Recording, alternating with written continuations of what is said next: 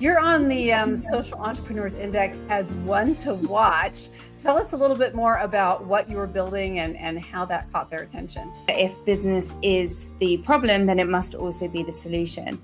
So for me, social entrepreneurship is using our power, using our influence, using our ability to make money and giving it back and using it as a powerful tool for change.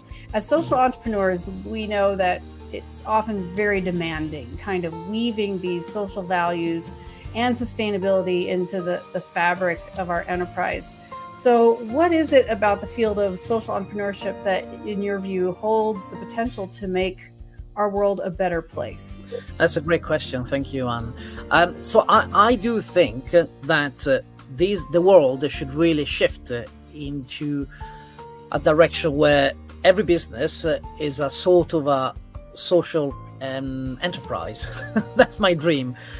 I think if there were more social enterprises, if there were more businesses based around values and ethics, I think this world will be a better one.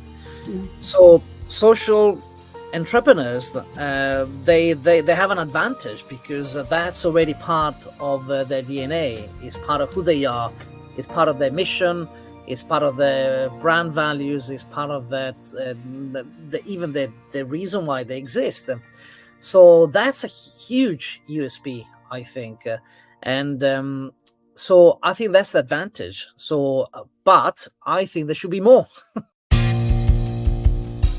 Welcome to Global Socialpreneurs, a one-of-a-kind talk show showcasing expert social entrepreneurs. Learn their stories and their secrets to creating a sustainable impact. Now, here is your host, social entrepreneur Anne Scottlin. Welcome back to Global Socialpreneurs. I'm your host, Anne Scottlin. I'm so thrilled to have you with us today. And today is a very special treat because we're going to go back through some of the highlights from Season 1 and 2 here on Global Socialpreneurs and hear what some of our favorite guests had to say about social entrepreneurship. And if you haven't gotten to know us yet, if you don't really know what this show is about or what social entrepreneurship is really about, or if you'd like to just hear the stories of incredible people who are doing it now, then stay tuned because we are going to talk about entrepreneurship inside and out. This is going to be a really fun episode, probably one you'll want to rewatch. So I hope you'll stick around with us. So what is social entrepreneurship? Well, this was a term that was forged back in the 1980s by Bill Clayton, which many of you will have heard of Oshaka Innovators for the Public. And he basically said, I started realizing there were people all over the globe who were doing for-profit businesses to create an impact, as opposed to charities and nonprofits. And because of that, I thought there should be a term for these people because everyone was out there doing it all on their own. Now, granted, remember, this was 40 years ago, 40 plus. So this was new then. Even now, we talk more about social enterprise and social entrepreneurship, but it was new then. What was really big and different was what makes a social entrepreneurship different from a nonprofit or a charity. And we're going to talk about that today with some of our guests. Also, what makes it different from a regular startup? And I'm going to ask them, why is monetizing so important? What is the factor in monetizing your impact program, impact business, that gives it an edge or an advantage that a charity-based system may or may not have? And sometimes they work very well hand in hand. So we're definitely saying charities and nonprofits have a great place in the story. But our particular story here today is about social entrepreneurship. I'm going to ask our guests what got them into social entrepreneurship. And I should have been on this one because I could have given you a story there. We'll save that for another day. Why? Why did they do it? And then explain to us what each of their social entrepreneurship does. What is the business and kind of what is that business model?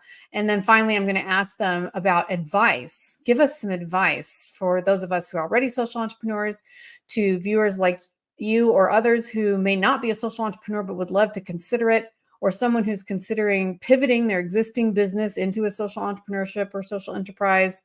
And I'm really looking forward to sharing with you their answers to that. And then finally, we're going to even ask, what does the future look like? What kind of a different place is the world if social entrepreneurship was more of the norm? So let's get started. What is social entrepreneurship? Well, for the purposes of this show, I will say that social entrepreneurship has so many definitions, which is one of the reasons we're having this global conversation, which is to kind of not narrow down the definitions, but possibly expand them.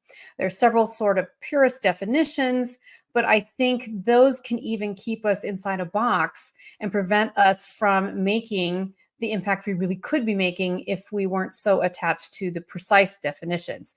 But in simplistic terms, for the purpose of this show, the most simple formula that we use here is, again, can be up for debate, is this.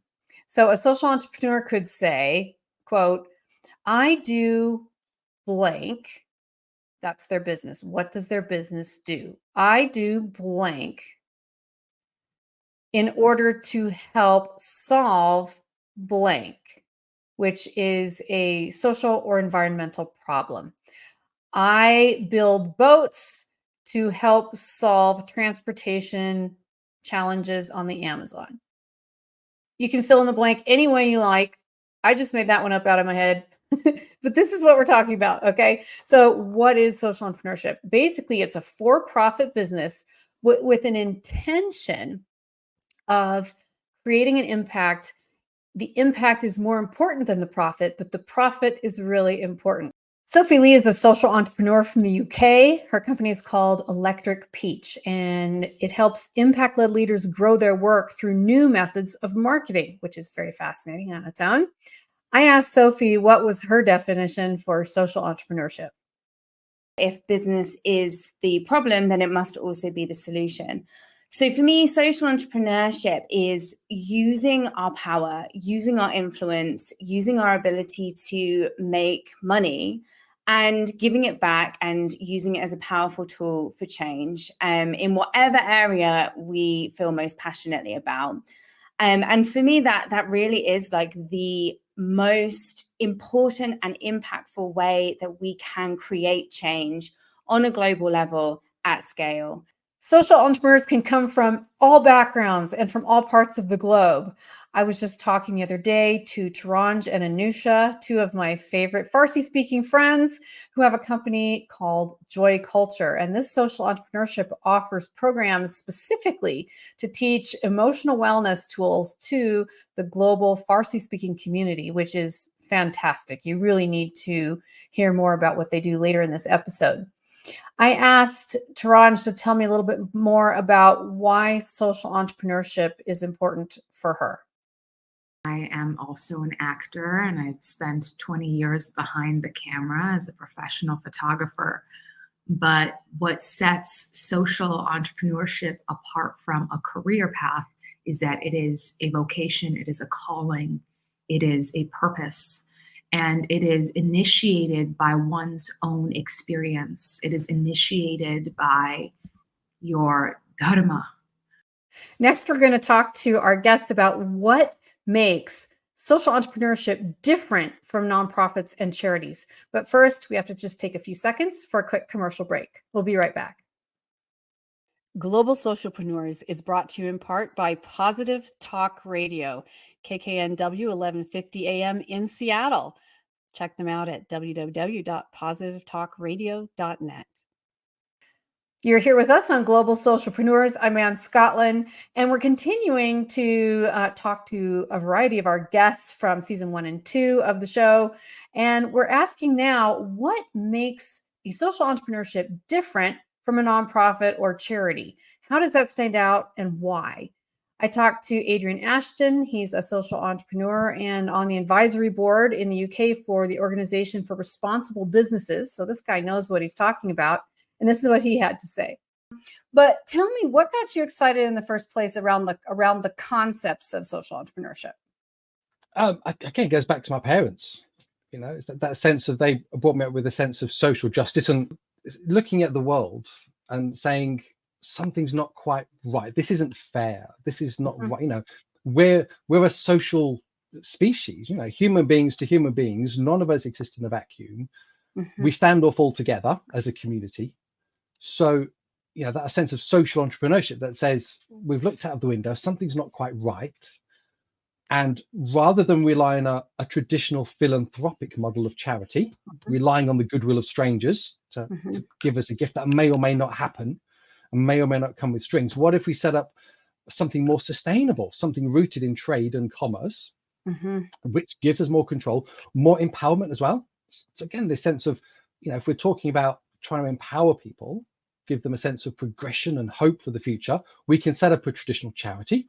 No problem with that. But then the people who are supported through that charity will always know on some level they've been supported because of the kindness of strangers who've, to some extent, taken pity. A social entrepreneur says, actually, I want something that goes further than that. I want everything. I want the cake and eat it. So I want to create jobs that will actually give people a sense of worth. So people know that when I'm employing them, that, be they're an ex-offender, somebody who's recovering from mental ill health, whatever it is, I'm doing this job and it's worthwhile. And it's actually a job that I've never had before. No one else would give me this chance. And I've earned this. And through my efforts, I'm sustaining it. And that kind of impact for the individual, we're not changing the world in terms of the global ball we're all spinning around on. We're changing that person's world, how they see themselves and who they are as a human being. That there's the kind of the cliche. If we change the world for one person, we've changed the world. Actually, it's that power of collective actions. If we're all doing our part, that's how you start a movement.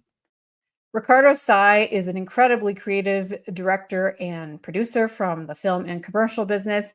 He has a social entrepreneurship called Storo, S-T-O-R-O, and it is a visual storytelling studio. Particularly, what makes it unique is it's for purpose-led people and brands. So this is really fun. You might want to check him out. But this is what he had to say when I asked him what makes social entrepreneurship different from a regular business. Especially after the pandemic, at least, I noticed a shift towards different kind of business, which were more ethical driven, purpose driven. And that to me was also the reason why I decided to work more with those kind of entrepreneurs and brands, because it was just I felt I wanted to make a change with my work, really. And so in a way, having at the core of your business a moral code, an ethical code, and a set of solid values as well, it's so important for a social entrepreneur, because that's really where everything starts. So, and that will resonate with the stakeholders, investors, as well as customers as well. So that's so important, because people are there's an appetite, I think, for brands and for companies which are driven not just by profit. So having that as part of the core business and the really kind of the foundation of your company is so invaluable. Adrian Ashton said it's about motivation. A social entrepreneur says, because my motivation is rooted in creating change over time and embedding that into my business, that's the difference. Traditional entrepreneur, there's a market opportunity to trade, to make money, and that money might do some good things, but ultimately I'm in charge of it and I'm going to benefit. Social entrepreneur says there's a market opportunity to trade, to generate money, and with that money we will create good things, and we will always be creating those good things. I may take a wage, but ultimately this thing's going to outlast me, and it's creating something bigger than me, and my reward will be in the next life from this. I'm not going to take the big payout in the way that a traditional startup would. Next, I talked to Eddie Capstick. I love his name. It's just fun to say. He is the CEO and founder of Appy Maps. He's a tech guy, also in gaming for good.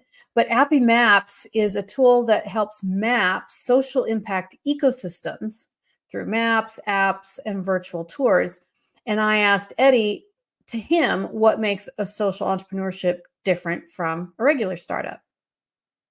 Personally, I think it can take away the feeling of, when people use that phrase, it's just business, which means they're selling their grandma, right?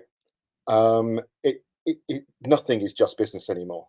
Everything should be personal. Everything should be making choices, not just for you, not just for your family, but or the whole supply chain. Erin Attere is part of a social entrepreneurship called Threads Worldwide. Threads Worldwide employs women in developing countries, giving them an opportunity to support their families by creating fair trade products and jewelry. Sometimes these women are from agricultural communities or even sex trade communities where there's no other incomes available. And by being creative with fair trade products and jewelry, they've found ways to support themselves and their children. I asked Erin what she loves about social entrepreneurship and what makes it different. I love social entrepreneurship because it's a way to really reinvent the world in a way where a business actually makes a global impact. And so it's this beautiful interweaving of no more win-lose, but like a win-win situation where independence and financial freedom, all the things, but also in a way that really brings us together and makes a more harmonious place to live in. So another thing lots of people ask about social entrepreneurship is, why is the monetization part so important? What is it about it being for profit that actually is an asset to the business?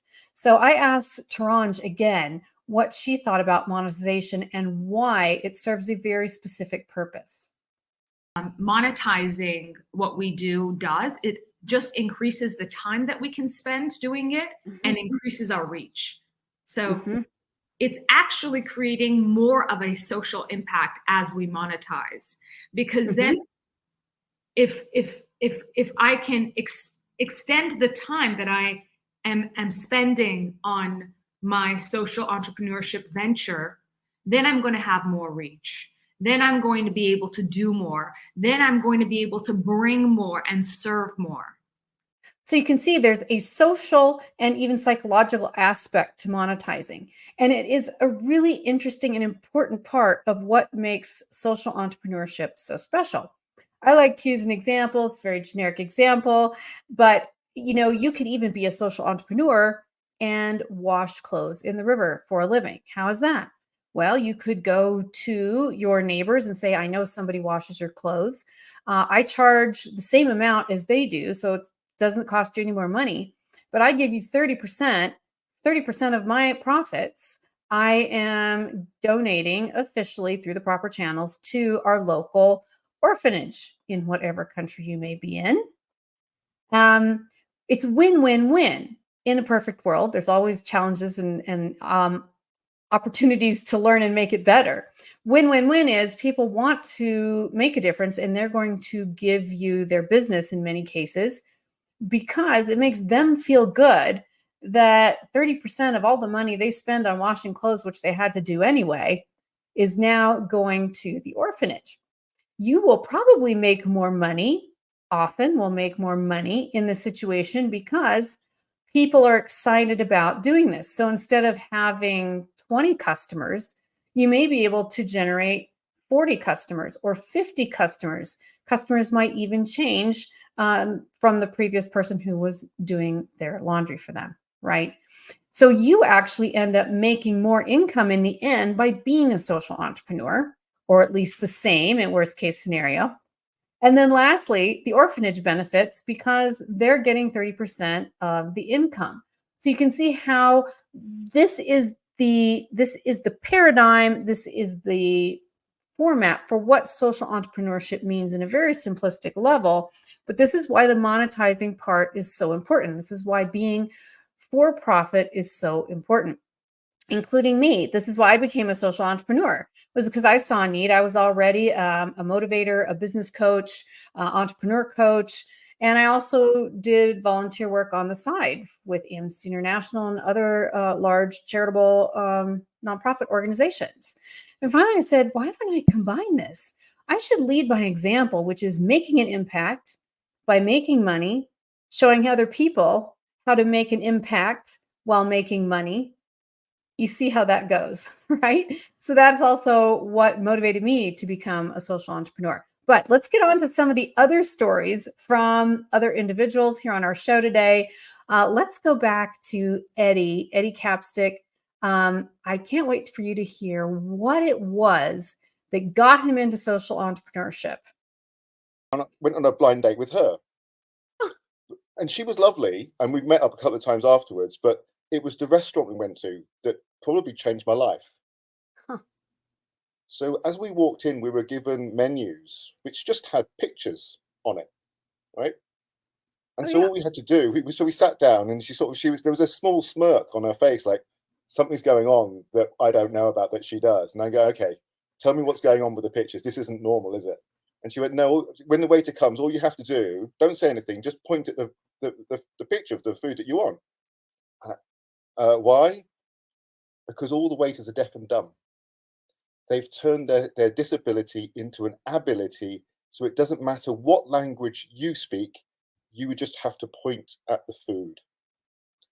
That changed my life completely. It's like suddenly anything is possible if you just have the right mindset. Erin Attere was working in corporate America for many years. I asked her what made her take the big leap from corporate America and a predictable salary of 6 figures to jump into social entrepreneurship. What I love about this work is that, so many, I think 80% of Americans I read recently don't love what they do. They actually don't even like what they do, right? And I feel like many people, myself included, have kind of lived in default for a lot of their lives. I think the pandemic was actually a great gift in that it shifted us into really thinking about what's important and how we want to live and what do we want to do in life. And, for me, just my personal story, as I mentioned, I was climbing the corporate ladder for 18 years, very successful career, started missing my kids' birthdays. And I realized one day that I was in this meeting, a 30-minute discussion about the word the versus a and a new promotional piece for a new product launch. And I'm just like, what am I doing with my life? And this was on the heels of a conversation, a Zoom call with, at that time, it started very part-time with with Reds Worldwide. And we had a Zoom call with women in India who were debating going into the brothels that evening. And so just the contrast there, I was like, wow, I felt called to this work. I need to really do this. And for me personally, I'm back on that path to earning 6 figures, but in a way that is meaningful. Now, I can't wait to share this story with you, or rather let Tammy Jordan share her own story. Tammy has a award-winning social entrepreneurship called Fruits of Labor in West Virginia, a state in the United States.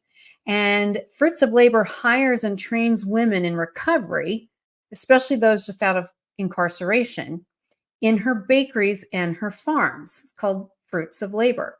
Here's Tammy Jordan. We started our business in 2001, and then in 2009, I went to visit a lady that I knew in Alderson Prison. And that really transformed my view of how can my company do something beyond production or beyond weddings and catering and the things that definitely made my heart happy. So I had that calling into agriculture and production and into catering that moved me throughout my life. But then it was about a little over a decade later that purpose was added to it. And so when I talk to social entrepreneurs, is that, don't worry which comes first. Sometimes our purpose comes first and we have to learn how to live it out. Sometimes the calling and the things that we love and what we're talented in comes first, and then it's connected to a deeper purpose. So that visit really transformed the way that I looked at how a for-profit can be meaningful in a time and space that really was not even, it was on the forefront. So I had most individuals that I came encountered and with really wanted to say, become a nonprofit. This is what you want to do. You need to become a nonprofit. And I am so much about business. And so I was like, no, we're not going to become a nonprofit. We have to teach businesses how they can be impactful. And the only way I can do that is to be a business being impactful. And now back to Riccardo Sai to hear a little bit more about his why and his transformation as he decided to pivot his business from a traditional model to a for-profit impact model. I started to really really think about how can I use what I know best, which is to tell stories and to create beautiful images for good, and that was the beginning of the transformation of my business, really. And so that now focuses more on sustainable, ethical, purpose driven, and value driven brands and organizations. So that was the beginning of everything. I think that there's one concept in Buddhism which, to me, it was quite profound. Is a Japanese expression that says "itai." Itai doshi, I think it is. It means many in bodies, one in mind. To me, that really captured the essence of what I think should be driving life. I think so. So thinking about it as us as individuals. So we're all separate, we're all different. We all have incredible stories to tell. We all have fundamentally different. But if we shift the way we think as in one mind, meaning that we are all part of one. So again, if someone is religious, you can think about God, you can think about Mother Nature, you can think about the universe, whatever. You can talk about quantum physics. There's different ways you can really explain that. But to me, that's the fundamental truth about how we really need to change and shift our perspective. So thinking about us as individuals, but in a different context, as part of something bigger. So one mind in that sense. Wow, I love these stories. I'm getting inspired all over again just listening to them for the second time. Already, we have to take a quick commercial break. We will be right back, and you're going to want to stay because I'm next going to ask our social entrepreneurship guests to share more about how their companies work, and more importantly, to get their advice on social entrepreneurship. How can others do social entrepreneurship and be successful? How can they start it? How can they continue it? How can they improve it? And then we're going to wrap up about talking about the future. And I'm going to ask them, what does social entrepreneurship look like going forward? And how can the future look different when social entrepreneurship and social enterprise become more and more of a norm? We'll be right back. Don't go away. Hi, I'm Ann Scottlin. Are you one of those people who always wants to aim higher? Would you like to increase your profits and your personal fulfillment at the same time? And wouldn't you love to make a greater impact in your business and your life? If your answer is yes to any of those, find out more and send me a message at annscotland.com/special. I would love to work with you. Welcome back to Global Socialpreneurs. I'm Ann Scotland, and wow, time has absolutely been flying. We only have a couple minutes left, and I absolutely can't wait to let some of our guests share with you what their social enterprises do and a little bit more about the kind of business model those are based on. Let's go first to Sophie Lee of Electric Peach. You're on the Social Entrepreneurs Index as one to watch. Tell us a little bit more about what you were building and how that caught their attention.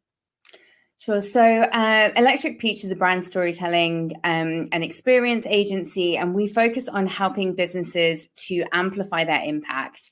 And we do that by working with them to use communication as a tool to enroll more people in their vision and galvanize them to action.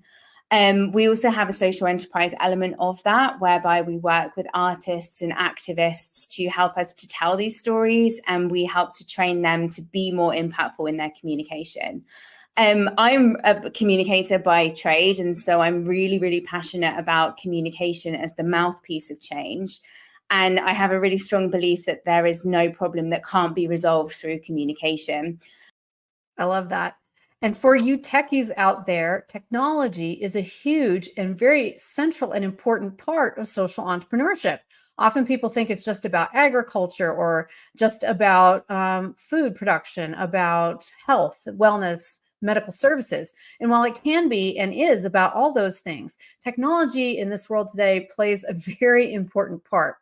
So to hear more about that, let's go back to Eddie of Appy Maps. And I started something called the Social Enterprise Experience Tours. And I wanted a way to actually run a walking tour to go and meet the founders of the local social enterprises, wherever we were. And the easiest way to do that was to build a map, so you could literally see on the map where they were. So it started really as a personal thing for me, just to help me run walking tours and find out the founders' why, because the why story is one of the most powerful things around helping to, empathy, and you really you don't forget a why story with such power. And so from that, I started building events. So because it wasn't just, people are interested in maps, sure, but people want to know what events they can go along to, what can I be part of and stuff. And then that's interesting. So how do we run a map and an event space? I know. Let's create an app where you've got maps, events. Oh yeah, we can add news. Oh, we can add jobs in there, so people can get jobs in the social impact space. Okay, and then hang on, we could add products, and then we could do affiliated marketing, and then we could generate some money to help run this thing. And then hang on a minute, there's hundreds, possibly thousands of communities that want their own app, which will show like a plastic-free communities all over the world. Imagine that. You've got all the shops, the plastic-free shops. You've got all the events you might want to go to. That sort of thing. Plastic-free events, of course. Then you've got the news of what's going on around the world about new plastics that aren't plastic and they can be biodegradable. And then you've got products which are not plastic-based, and you can go and find that sort of thing. So imagine so the idea in the long term is to build that platform that can host loads of communities having their own app with all of those kinds of things within it. Yes. And as I alluded to before, there are basically three kinds of social entrepreneurship, at least within the definitions of our show, which is a social entrepreneurship is a for-profit business that's helping solve a social or environmental problem. Now, this can look like several different things, particularly three different things. One, the nature of the business itself can be the product or service it is creating or selling. So this could be creating a business, a social entrepreneurship that is creating clean water containers for carrying water in countries that don't have plumbing.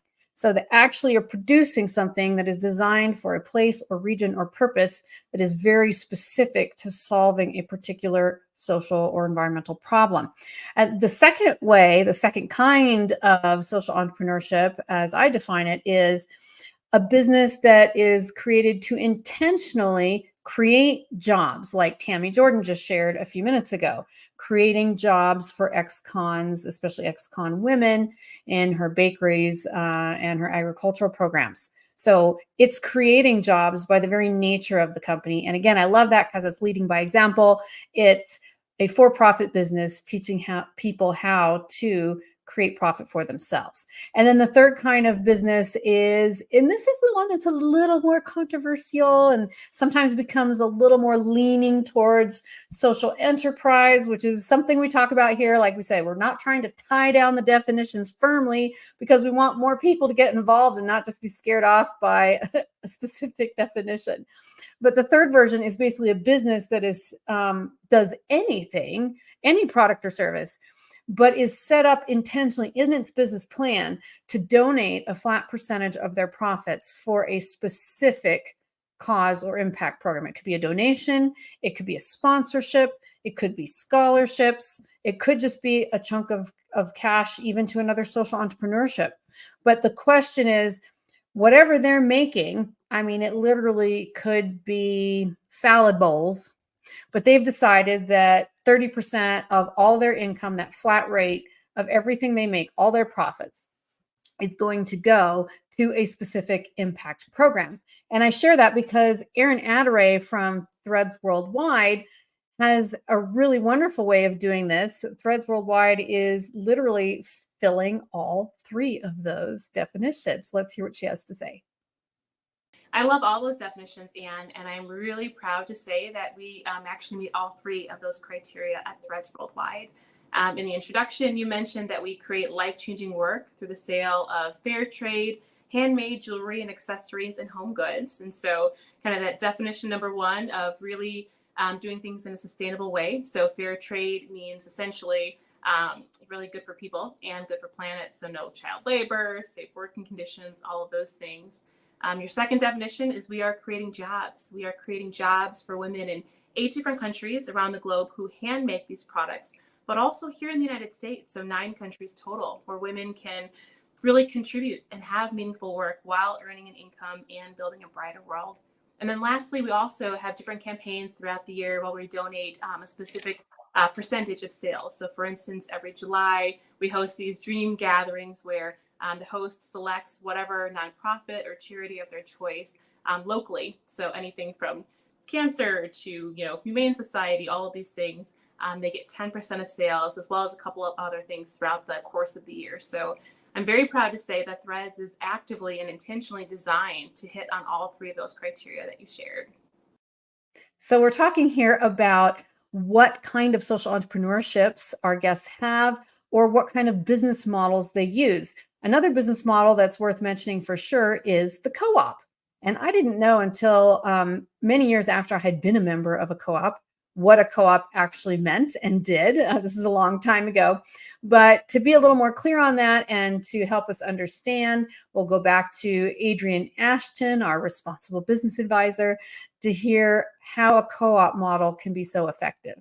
Worker cooperative, from the outside, looks like any other regular business, except it doesn't have a Jeff Bezos at the background owning all the shares and pulling all the strings, or an Elon Musk. Instead, all the people who work in the business own it collectively between themselves. It's their business. They have a stake in it. They're working it. They're running it to sustain their employment for themselves. They're designing it so that it's the best designed jobs for their welfare and well-being. And because of that kind of passion and ethos, they're also then saying, how do we be the best supplier we can be? How do we be the best buyer we can be? How do we be the best neighbor we can be to our community? So we see worker cooperatives actually being, the research shows us, the most resilient form of business models out there as we go along, and the most impactful for the jobs they're creating and the impact they make on local communities. And they come in all sorts of different shapes and sizes and colors. Wow, we only have a couple more minutes, but you must hear some of our social entrepreneurs' advice to you, to others, to existing social entrepreneurs, to people thinking about becoming social entrepreneurs, to people who always just said, I have a day job, I have no extra time, I have no extra money, there's no way I can ever do something like this. What kind of advice does Eddie Capstick give to us? This is what he had to say. Think massive, start small. Think massive, start small. Make sure that small thing works, and then add to it, and then add to it, and then add to it. And make sure each building block works. And the cash flow is still king like any other business. When I asked Tammy Jordan about her advice to others, she had a lot to say about monumental change and what you can do to create that. What I would say is, if you are building a model, you need to look at paying yourself a fair wage, and to be able to say, maybe I don't need all of that and I can put a little bit back in, and that's okay too. So look at what works for your organization, and just know that there are varying degrees. Some will support mission by profit.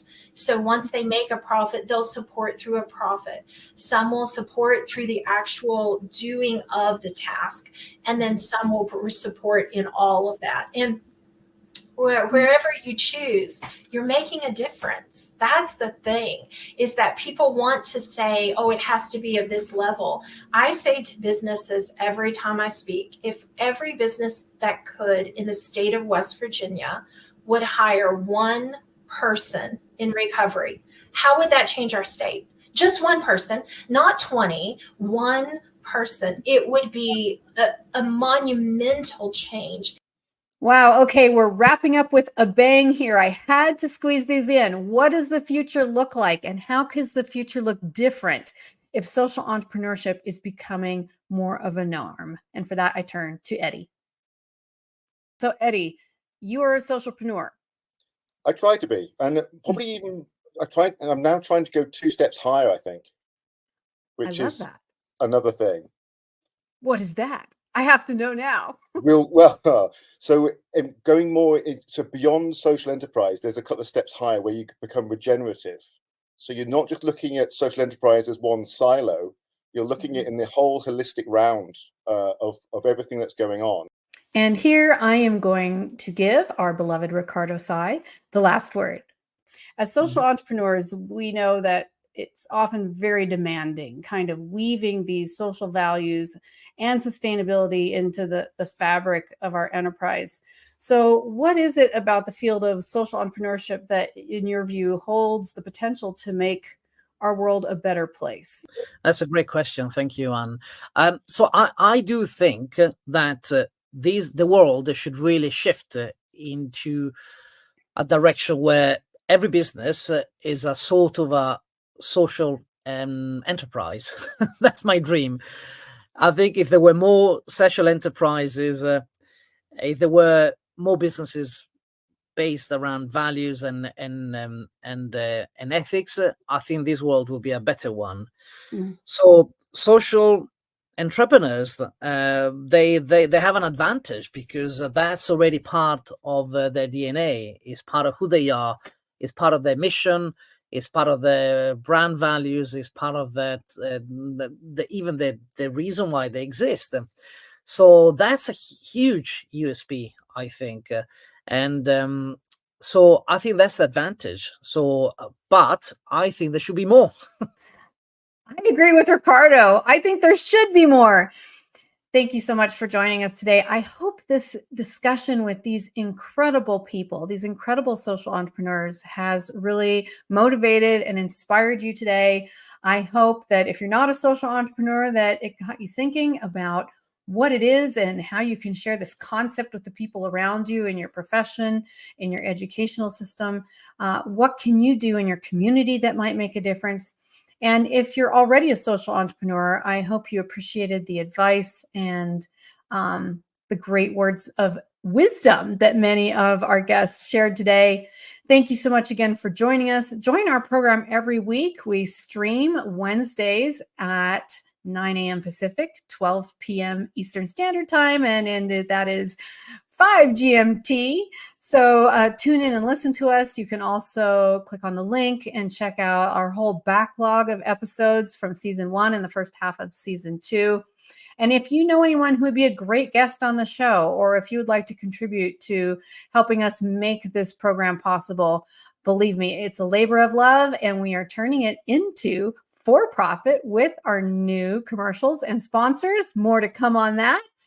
And last but not least, please do us a big help, like and subscribe, especially subscribe to our YouTube channel. We stream on USA Global TV, E360 TV, Apple TV, Amazon Fire, Roku, many other platforms.